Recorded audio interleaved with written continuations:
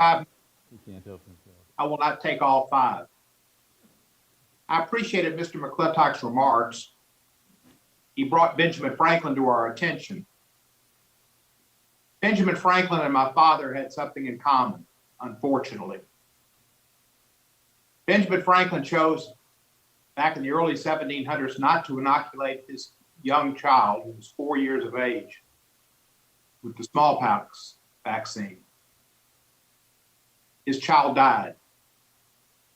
He regretted that decision the rest of his life, and he wished he'd have had him inoculated.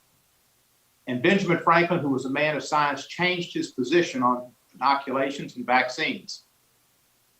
My father was a physician. He gave the Salk vaccine during its experimental stages in 1954 to second grade students in Memphis, Tennessee. They were given to second grade students around the country as a trial. He thought about taking some vaccine home to give to me. He had given the vaccine to my older brother, who was in the second grade at Idlewild Elementary School. Because it was outside of his protocol, he did not take the vaccine home, which he easily could have done and given me a shot. Because it was outside his protocol. He did the right professional thing. And 4 months later, I came down with polio. It affected me for the next 3 months when I was in the hospital, and the following year when I was on crutches. It's affected me all of my life, and many of you know I limp and have trouble standing because of polio and post-polio, which I suffer from now.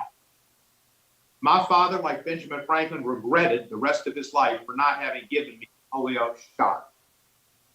I am a strong proponent of vaccinations.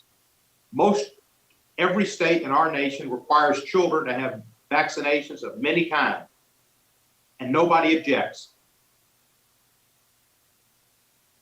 President Biden is authorized by law to mandate vaccinations in a public emergency. And if it's going to be question of the courts, it will be, and that will determine whether it's constitutional or not. But from public safety perspective, I think President Biden's doing the right thing.